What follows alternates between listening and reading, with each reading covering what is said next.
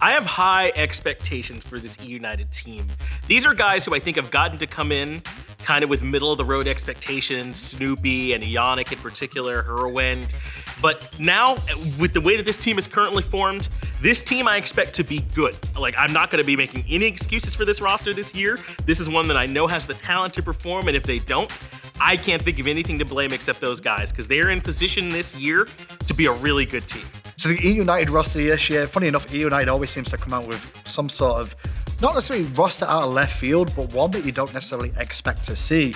And I actually think this year's eUnited roster is pretty stable outside of one or two interesting points of view. On paper, I like this roster, but I think it's going to be a learning curve for them. I think eUnited is not getting enough hype.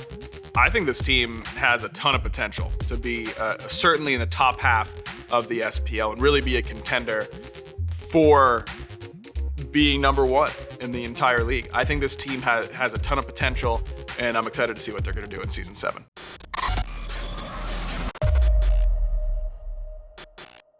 Yannick, though, is a beefy enough front line that can keep this going.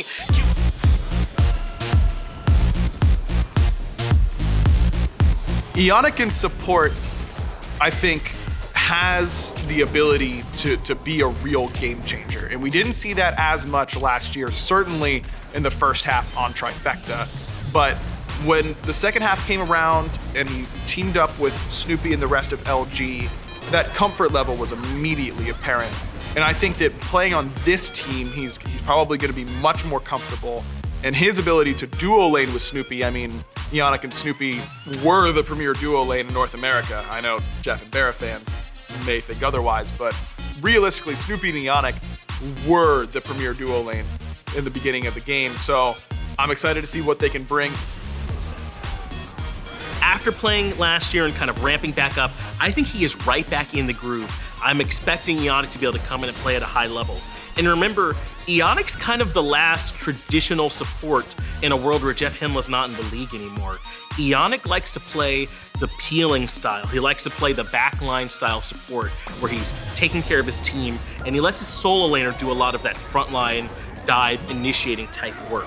I think that style is okay, but I don't know if that's the trend we're heading towards. Season 6 saw a lot of aggressive supports. Auroras and Neo Maz of the world were taking over the Trix tanks. So either he's gonna need to be perfect at his backline style, or we're gonna need to see a little bit more hybrid from him in terms of doing some of that frontline initiating work too. I think Yannick is going to be this member that has to take a little bit of a back step from his own personal play at times to make and help facilitate the rest of his team to put on the best performances they can. That's kind of what a support's job is to an extent. And a Yannick and Snoopy, that's like peanut butter and jelly right there, playing for so long together.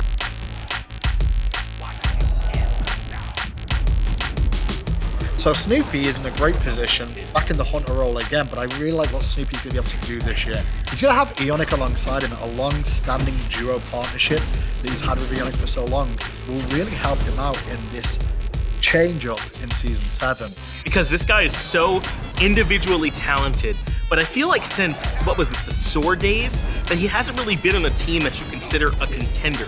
Well, this is that chance for him to be on a team that's making noise, that you have to worry about when they're on your schedule.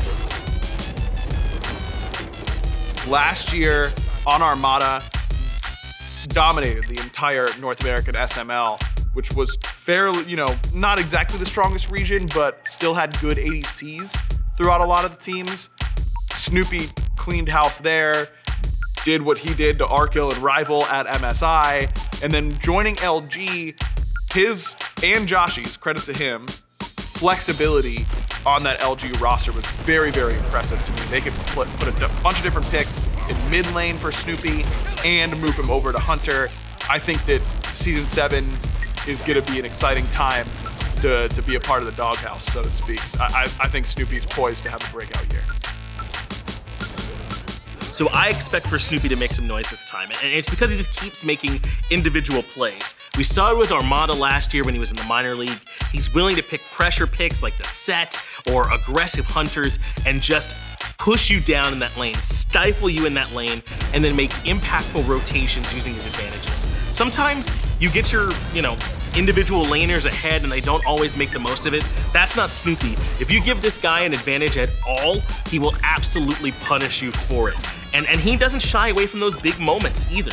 When he needs to come through for his team, Snoopy's a guy that absolutely will deliver for you. Like I said, no excuses for this team and no excuses for Snoopy.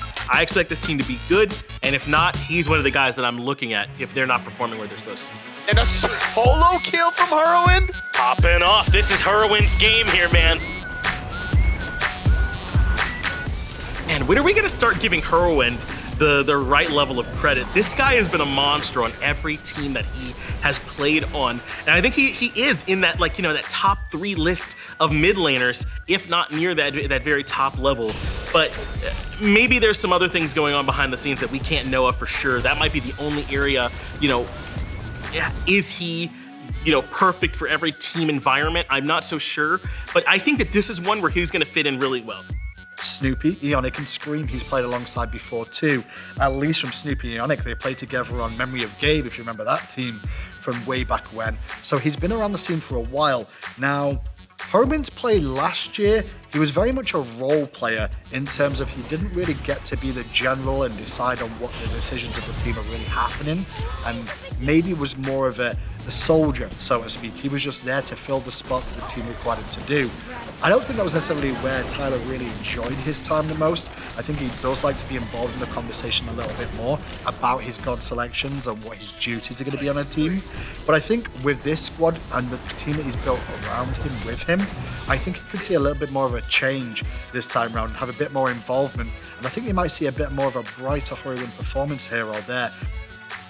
I think that Hurriwind's versatility is going to be a big key for eUnited this year, and with all the, again, every year it feels like we're getting a whole bunch of swaps in mid lane, and the mid lane pool is like, what's going on?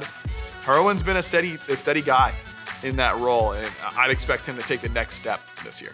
And there's the damage after the fact. Scream.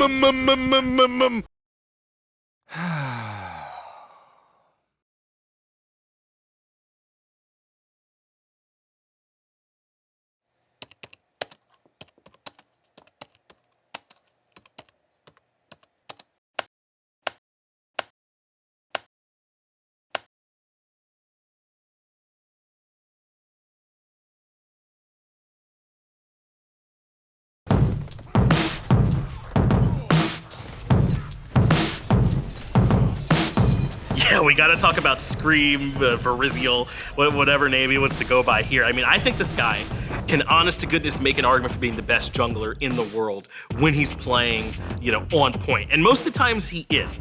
And Scream doesn't always do what everyone else is doing. The meta might say that you need to pick, you know, a late game assassin who's ready to take over, but maybe Scream is looking to play a Bastet or something else. You know, he's looking to play not what everyone else is doing. And he's confident in his own skill. This dude believes he is the best every time he sits down to play. I mean, he's the best jungler in North America, and I feel like he hasn't lost a step at all. You know, I mean, you see his tweets and that kind of stuff, and in the stream, you know, the GOAT and all that nonsense that he talks, but honestly, he's allowed to talk a lot of it because he's not that far off from the truth. I think that how well the team adjusts around Scream is going to be very, very important.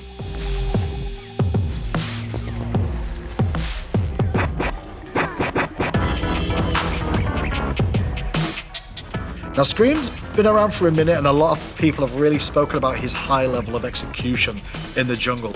This kid's just gotten better and better as the seasons have gone, and has really been vying for the top jungler spot in the SPL for quite a while now. I think this team is going to be playing a lot through Scream this year, and it'll be a lot of Scream's direction as to whether or not this team fails or even succeeds. Will really come down to how well he meshes with the rest of the team, and whether or not he is going to be the general and leader of this team. I think on paper he should be, but there might be more things going on behind the scenes regarding whether or not that will be the case. He got him again, Variety just can't be stopped on the kill. Yeah, he was definitely dead there. But I feel like for everybody on this team, I keep saying they're one of the best in their role. but that's why I'm really high on this team, and I feel the exact way about Variety. He gave a LeBron-style performance in Worlds Final, to the point where we wanted to give him on the losing team the MVP, because that's how well he played in the solo lane. I mean, this guy wins nearly every matchup he's in, and for sure you don't have to worry about him giving up a ton of pressure over there in the solo lane either.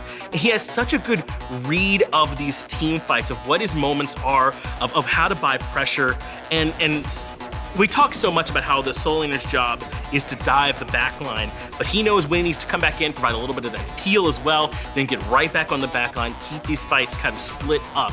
He's doing enough work to pull 3 people's attention all on his own, and then trusting his team to win the 4v2 on the other side of the fight. I mean, Variety's a guy that you can build a team around for years going forward. That's just how strong of a player I think he is in the solo lane, and my expectations for him in Season 7 are sky high as well.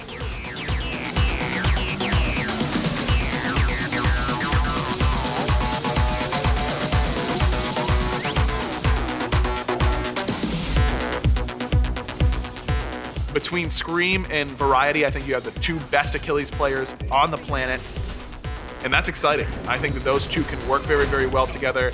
Now, the 4 NA boys on the other sides of the map, you know, we know that they're close. How well can Variety fit in with them personality-wise, I think is going to be exciting to see. How well is he going to get along with them in a team house sort of environment? But as far as on the field stuff for Variety, no concerns at all. Still one of the best players in the league. So eUnited is this team on paper that I'm looking at and I'm going, what are they going to do this year? It feels like it's got a lot of members that once upon a time were the top of the league. We've got, you know, the original COG Red boys playing together. They played on Memory of Gig. You've got Hurriwind, who was around the scenes in the early days too.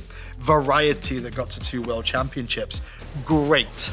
But can they still do it now in Season 7 as a roster together? Has the experiences through the past years really catapulted them to a point now where they could go in and win a world title? I don't know. I think it's really going to come down to, for this team, what they choose to do with the meta and to make sure they facilitate the right players on this team. They all have individual ability that puts them in the upper echelon of the league in terms of their abilities in individual roles, but can this chemistry work out for them when it comes to taking on a straight up 5v5 with another team? Top 4 team for me, if they can get it to click. Now, eUnited, it's another one of those teams that on paper I think should be a contender, but they have something that I think a lot of the other big teams don't always have on paper, which is that these guys are just friends. Like, these guys are just buds. This is gonna be a team that's I don't think we're gonna have to worry about 6 weeks from now that they're complaining that, oh man, we just don't know how we feel about Hurriwind, you know, or if he's boys with us, or is Yannick really the guy? No, this is a team that I think is not just gonna stick together, but they're gonna keep getting better throughout the year as well.